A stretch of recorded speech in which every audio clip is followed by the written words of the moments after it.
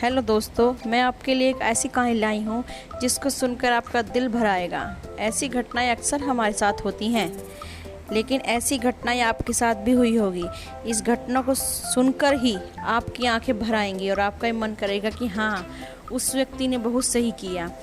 हमारी कहानी है एक भिखारी की, जो भिखारन बूढ़ी औरत है। एक दुकानदार कहता है, मेरे यहाँ ग्राहक तो बहुत आते हैं, किंतु इंसान कभी कभार ही आते हैं।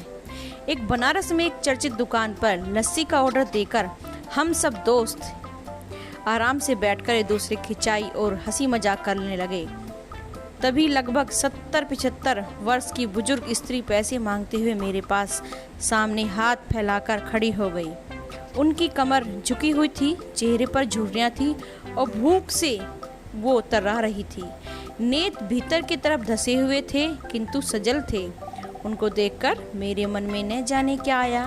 मैंने जेब में सिक्के निकालने की हाथ डालते हुए हाथ वापस खींचते हुए उनसे पूछा, दादी लस्सी पियोगी?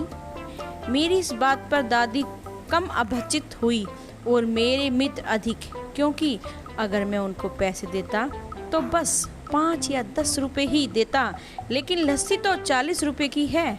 इसलिए लस्सी पिलाने से मेरे गरीब हो जाने की और उस बूढ़ी दादी के द्वारा मुझे ठग कर अमीर हो जाने की संभावना तनिक भी नहीं थी।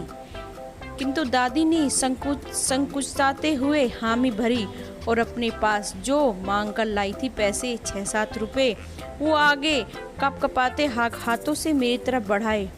और मुझे कुछ समझ नहीं आ रहा था कि मैंने उनसे क्या पूछ लिया, ये किस लिए किया। मैंने पूछा, किस लिए? इनको मिलाकर, उसने कहा, बुजुर्ग औरत ने कहा, बेटा इन सब को मिलाकर मेरी लस्सी के पैसे आप चुका देना। तो मैं भावुक हो गया। भावुक तो उनको देखकर ही हो गया था। शुरुआत में बची कसर उनकी इस बात ने पूरी कर दी। एकाएक मेरी आंखें जलाजल आंसू से भर आई और गला बंद हो गया। मैंने दुकान वाले से लस्सी बनाने को कहा। उन्होंने अपने पैसे वापस मुट्ठी में बंद कर लिए और पास ही जमीन पर बैठ गई। अब मुझे अपनी लाचारी का अनुभव हो रहा था, क्योंकि मैं वहाँ पर मौजूद दुकानदार और अपने दोस्तों और कई अन्य ग्राहकों की वजह से उनको कुर्सी पर बैठाने के लिए नहीं कह सकता था। डर यह था कि कहीं वो कोई भी टोक ना दे, कहीं किसी को भीख मांगने वाली औरत ये न कह दे कि मेरे बराबर में बिठा दिए, किसी को आपत्ति हो जाए। लेकिन वो कुर्सी जिस पर मैं बैठा था, मुझे एकाएक वो काट रही थी।